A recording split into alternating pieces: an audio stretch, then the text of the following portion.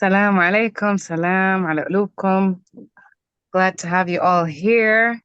We have a great panel for you today. I'm excited to introduce our panel and we can start the conversation. We have Shahd Abu Salame, Dr. Shahd Abu Salame, and she's a Palestinian scholar, activist, artist, born and raised in Jabalia refugee camp, northern Gaza. And due to displacement, her family's facing between. She's been based in London and Barcelona, and she is the author of Palestine from My Eyes blog.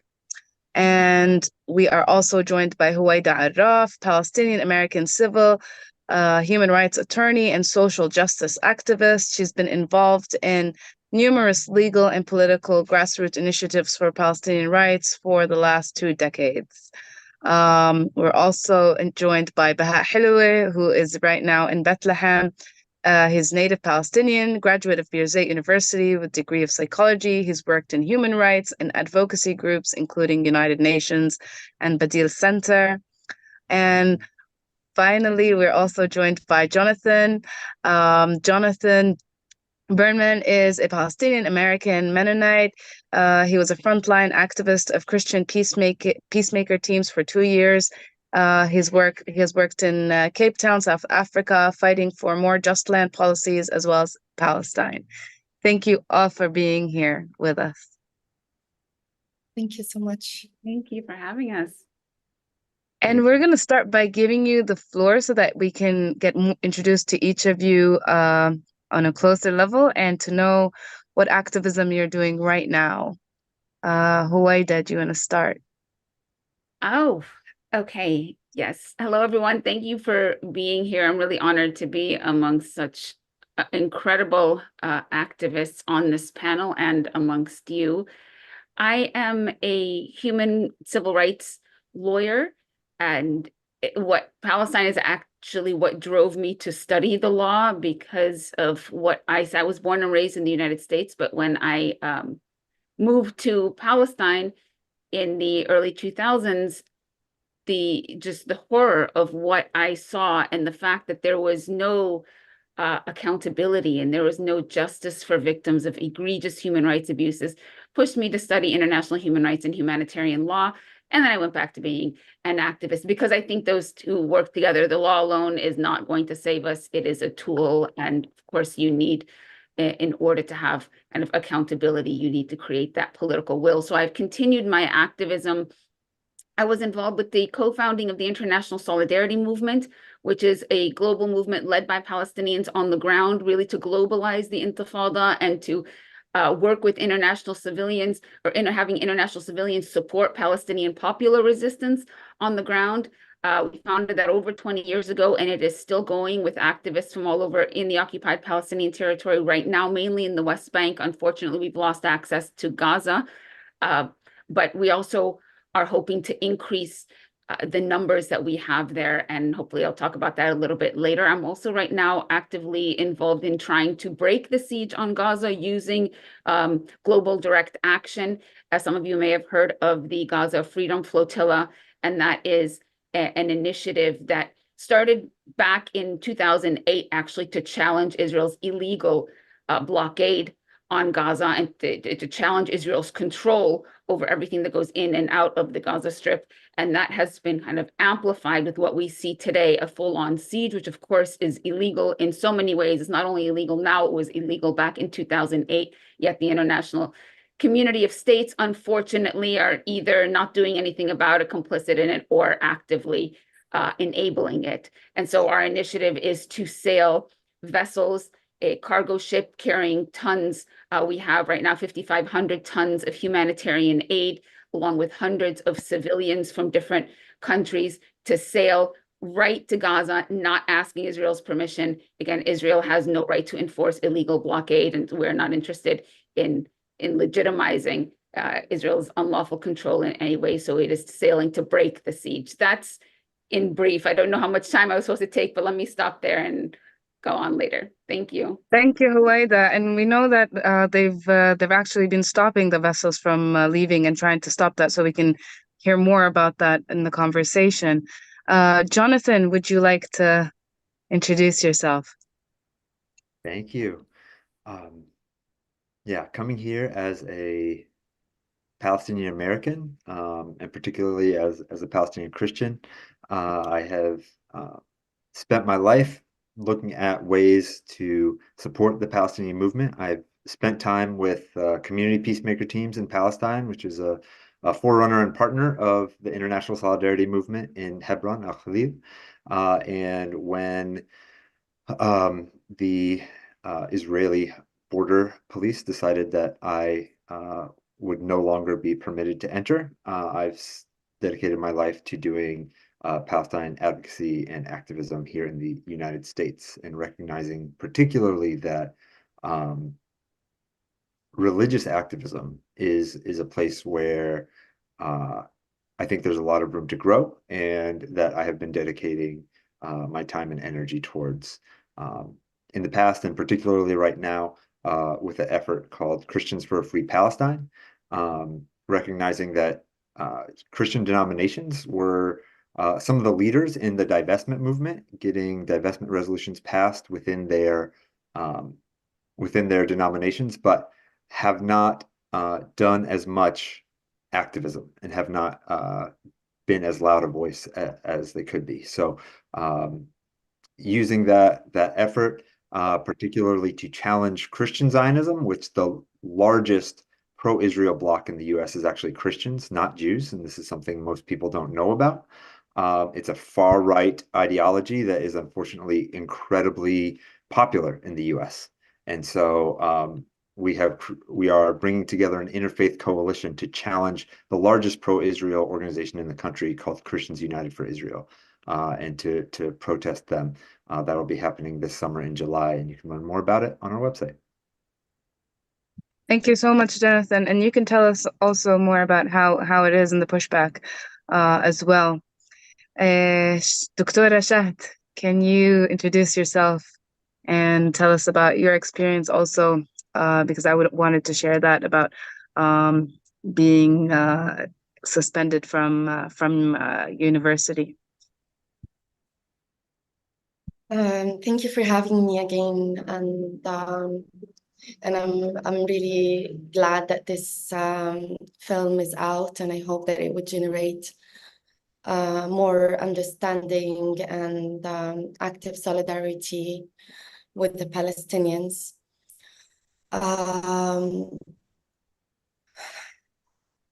I've been living through my worst nightmare for several months now, watching my city burn and my home, my family home, was bombed thrice before being set on fire.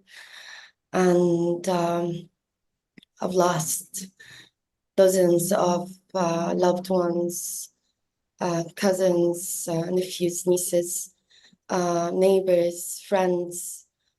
And the horrors are still unfolding.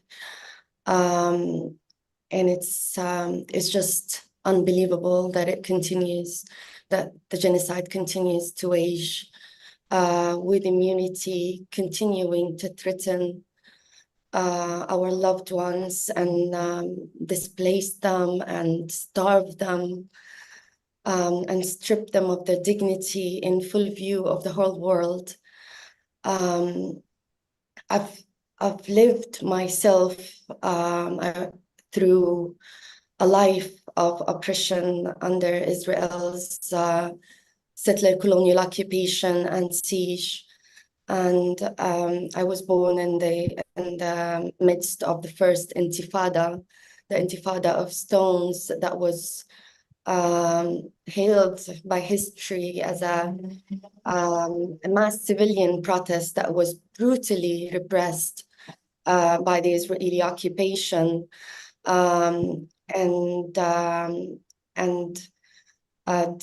The feeling of being dehumanized has chased me and my family for generations. I myself survived multiple rounds of what Israel calls mowing the lawn, which started to increase in intensity and brutality since 2006 as one of its forms of collective punishment. And ever since end of 2013, for a decade of exile, I've struggled with unfortunately, a racist society in the West that condones and enables as well the legitimacy of Israel and its horrific settler, colonial, and apartheid practices against the Palestinians that we see waging in a genocidal way in Gaza. So ever since I was a child in Jabalia refugee camp, I've engaged with various forms of cultural resistance, whether through dancing dabke, joining local troops and celebrating our cultural heritage and our history and rootedness in the land, and in dance, in drawing, in theater. And as I grew, and as a daughter as well of an ex-political prisoner who spent more than 15 years of his life in Israeli prisons, I grew up with a lot of commitment to the plight of Palestinian political prisoners, noting the outrageous marginalization of their harsh conditions, and my family has been chased by such measures of repression and persecutions for generations in multiple forms. So my dad experienced this in the silencing in the form of detention, and not to compare whatsoever, but yeah, I broke free of Gaza and went through so many struggles where I continued to watch my family from afar, being bombarded, terrorized, dehumanized, and constantly displaced, and now being starved. And of course, the Palestinians, especially those with lived experience of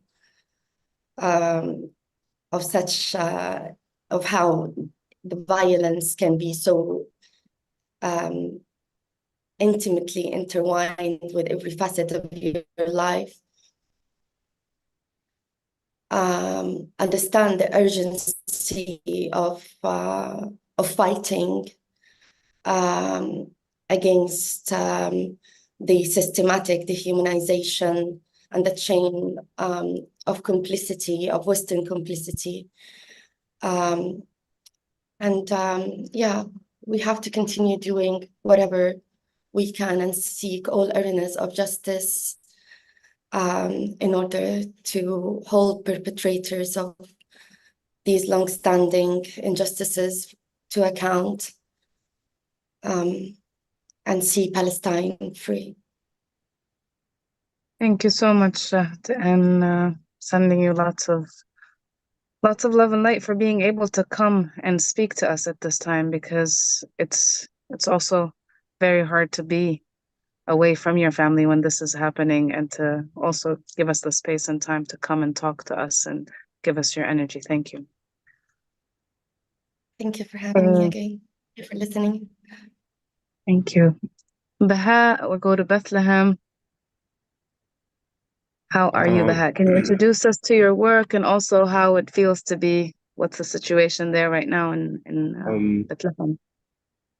Yeah, First of all, like Ashira, thank you so much for um, including me in this panel. My name is Baha Hilo. Actually, my family were expelled from the village of Al-Malha. So like Hilo and Malha are like two very confusing things. I was born back in 1980. As a kid, I survived through the first Intifada with normalizing brutality of Israeli criminal behavior. All the time, like thinking that it's about my behavior. Like if I behave better, like I'll be treated better. But I guess like survivors naturally develop this kind of mentality because of whatever criminal behavior they are forced to survive. I grew up very confused because I also I was born to a Muslim family. I grew up in a Catholic school, and the soldier standing between my family's house and my school identifies as a Jewish person. So I really like grew up with different forms of uh, rejecting Abrahamic faiths in a way. I went to Brazil University. I had a degree in uh, sociology and political science in the midst of the second Intifada. So I survived the first Intifada confused. The so-called peace process, seeing like our idols shaking hands with our war criminals, um, and like see that kind of confusion that you have because like the victims of Israeli criminal behavior now accept to coexist with the criminal behavior of the state. All that kind of confusion went on. Then you have the second Intifada survived through that. And at some point, I was like given a chance to go and look at our life from a distance. I spent a year volunteering in a country called Sri Lanka that is ripped apart with civil war. But then that civil war felt comfortable. Uh, and it doesn't have to say anything about where I was living. It just like that comfort explains so much of the different layers of, let's say, surviving oppression day in, day out, and all the time, like being on your toes in Palestine. My process of understanding Palestine actually started there. Like when you zoom out of your place and then look at home from a distance, you get like a better understanding. So the first thing I realized as survivor of Israeli criminal behavior is that I don't understand, and that's not my fault. So I started that process of uh, learning more about my reality. I have been like an activist for, I would say, actively since 2005, and then I have been working on the planting of olive trees. So let's say I'm obsessed with olive trees, knowing like how rooted it is and how it's kind of like help us understand like our ongoing reality. Like there's nothing we can touch from the past like 10,000 years in Palestine. But like imagine in our indigenous culture, olive trees are living beings. So it's a witness in a way. So the oldest olive tree we have in Palestine is actually planted near the house of Uncle Ahmed Barghouth, who's featured in the film. It's about 4,500 years of a human history, and sometimes you wish that tree would speak. Uh, it has a lot of reflections of our indigenous culture. It has a lot of understanding of our methods of survival that people have adopted over the past like 4,000 plus years. Being able to see our reality within its time context, being able to understand our culture within that. A day in, day out, I did not spend like a moment in my life, uh, but trying to learn more and more and more about our reality. Since 2013, I started working on an initiative called To Be There. And it's a very short answer to a very simple question, like how can we understand what's happening in Palestine? You have to be there. You have to be in Palestine, physically, spiritually, and like emotionally. Like you have to be. So what we try to do is like help people understand the reality the way it is, based on the context that we are forced to survive through. Because I totally believe that if you understand what the problem is, you will be able to understand the solution. So if it's a reality of oppression, then the solution is end of oppression. If it's reality of apartheid, then the solution is end of apartheid. If the problem is like Israeli criminal behavior, then the solution is end of Israeli criminal behavior. So I've been working on education for like both outsiders and visitors, but also like for us as Palestinians, because there is so much we miss on understanding our reality because we're busy surviving and surviving and surviving. And you understand like a person who's like busy surviving doesn't have the mindset of trying to understand what they are surviving through. We have a lot of idols in the world who I try to follow their footsteps and understand that the most inspiring people on the planet are people who survived oppression and then had the ability to explain what they survived to people from outside. So I've been working mainly on education and helping people understand the reality while being forced to survive this kind of like brutal, unjust, fascist kind of reality that always expresses itself in the murder and elimination of the Palestinian society. Yeah. Can I reflect something? It's just Baha reflections made this quote come to mind by Mahmoud Darwish.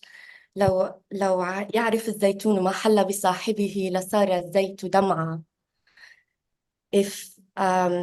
If the olive trees know what happened to its planter, its oil would turn into tears.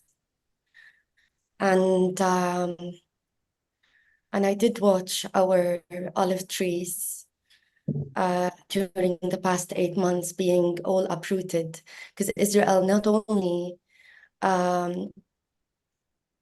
bombed and burned our family home with all its memories, but also bulldozed. I don't know what they've done to our land, which my dad, my parents, they treated it as their little heaven, and it had all sorts of trees and mainly olive trees, which has actually kept my family and all our extended family almost self-sufficient with all its generosity from oil and pickles, but all was stolen from us. Everything is being really triggered. But as Baha also alluded to, like teaching is teaching about all what we've survived and all what we've witnessed, and inviting people to bear witness with us is almost like a minimum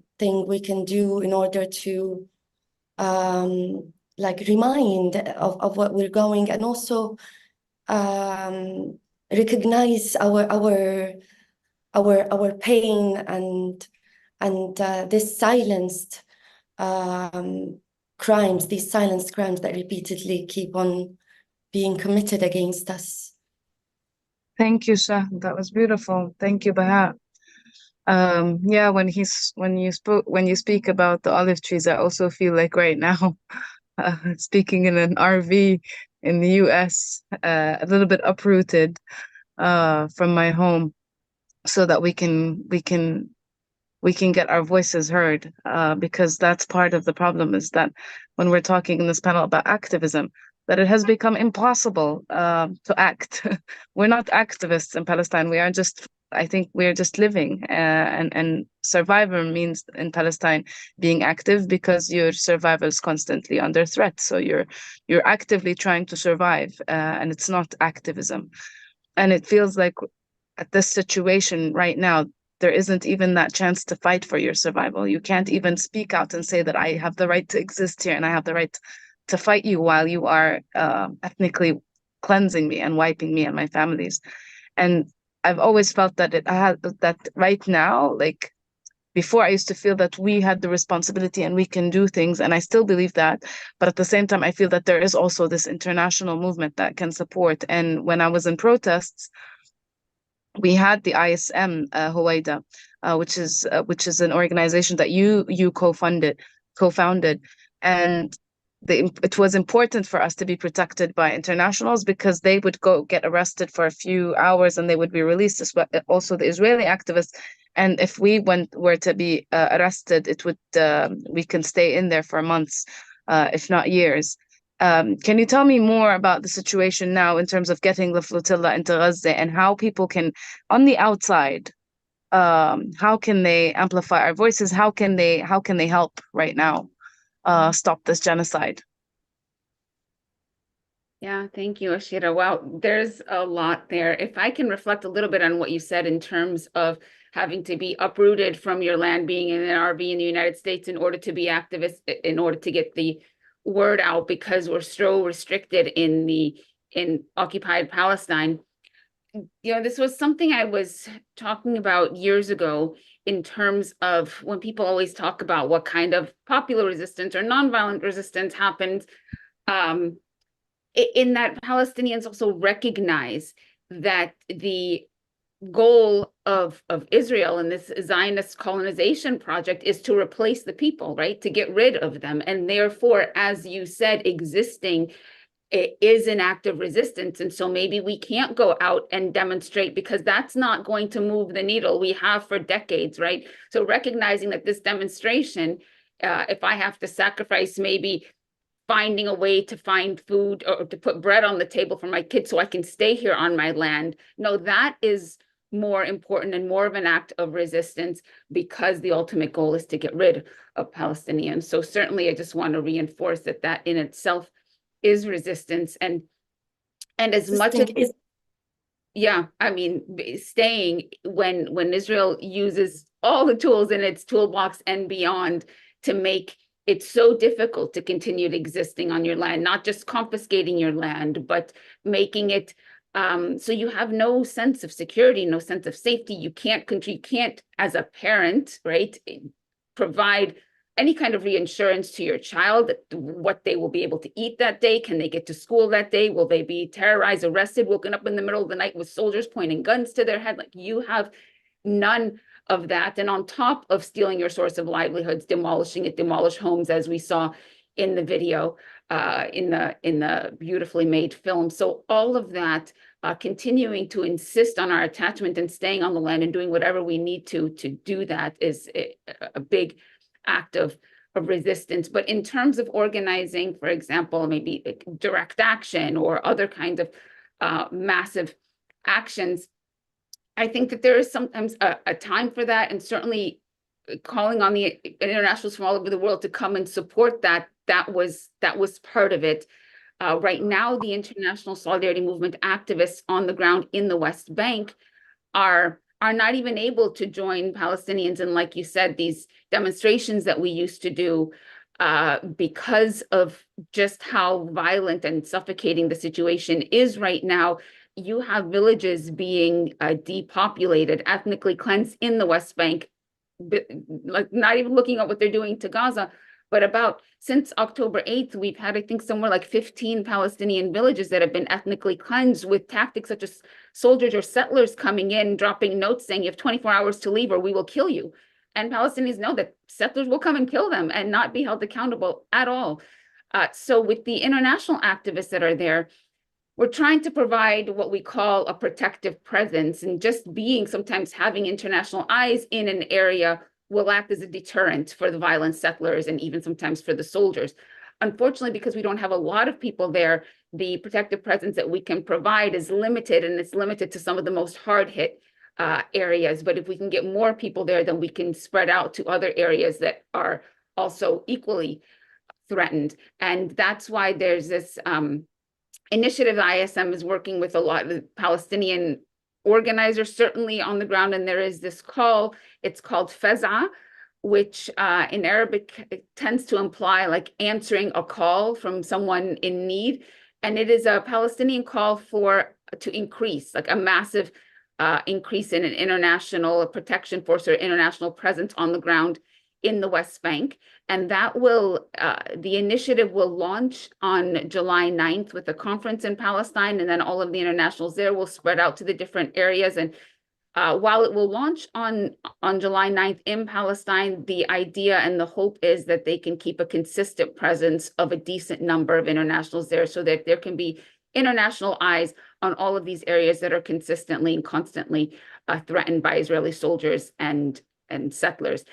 If you are interested in Feza responding to that call, organizing a delegation to go, check out there's a basic website set up explaining it at defendpalestine.org. And then in terms of the flotilla, a few weeks ago, I was in Istanbul with hundreds and hundreds of civilians from about 40 different countries around the world. And we had our cargo ship loaded and ready to go. Unfortunately, the night before we were supposed to board the passenger vessels, because we had a cargo ship and we had some passenger vessels, we were alerted by Guinea-Bissau, which is the country whose flag we had on the ship, because every ship that sails in international waters needs to have a flag of a certain country, and ours were flagged in Guinea-Bissau. They, due to political pressure from Israel, withdrew the flag from our ship. So basically sent us a note saying we are canceling the flags, and without a flag, we can't even leave port. And so we obviously very disappointed, but we are taking this as a minor setback. Like, Israel's not going to stop us with this kind of bureaucratic sabotage. We are working now, we have attorneys and activists working in different countries to reflag our ships. And as soon as we get new flags on those ships, hopefully we will sail. At the same time, there is another smaller vessel that is sailing. It launched from Norway on May 1st, and it's making its way to various European ports to highlight Israel's criminal siege on Gaza and to highlight various European countries' complicity in this siege. And today, I think it's in France. It reached France, and it's sailing. It's making its way down to the Mediterranean, and it will, the last leg of that voyage will be to go to Gaza. It is one smaller ship. Hopefully by that time we'll have our ships reflagged and it'll be a bigger flotilla to Gaza. If you're interested in the flotilla, I think the website was posted, freedomflotilla.org, and that is a civilian initiative to, again, break this siege on Gaza, a siege that has been ongoing not only since 2006, 2007. Israel has controlled Gaza long before that, but the fact that they imposed this huge, suffocating blockade and closure of Gaza that is collective punishment, that is a war crime, and they were allowed to get away with it, as they were allowed and have been allowed to get away with all kinds of war crimes for decades. That has brought us to where we are today, where they don't care that they are a live stream genocide, as the world sees it, because they think they are completely immune from any kind of accountability. And so we have to challenge that in all ways. So I invite people to look up Freedom Flotilla, the Feza at defendpalestine.org, or also if you just want to volunteer with the International Solidarity Movement. Again, the projects will be merged, Feza and International Solidarity Movement. That's palsolidarity.org. And just last thing before I stop here is a comment that Baha made, actually not even a comment, Baha, it's your whole project, right? To teach about Palestine, and your comment that it's hard to understand even without being there. It brought to mind a quote, not by Mahmoud Darwish, but actually from one of our activists who was killed by the Israeli military, Rachel Corey, who was deliberately run over by an Israeli bulldozer in Rafah back in 2003. But one of her emails to her mother said, a few weeks before she died, said that there are 8-year-olds here that are much more aware of the workings of the global power structures than I ever was. And she said, no amount of reading, attendance at conferences, documentary viewing, and word of mouth could have prepared me for the reality of the situation here. And so, yes, we can do all of this, but you don't get a feeling of just how invasive and oppressive and ugly and evil it is until you step foot on the ground there. So if people have the opportunity to go, I would highly recommend it. Thank you.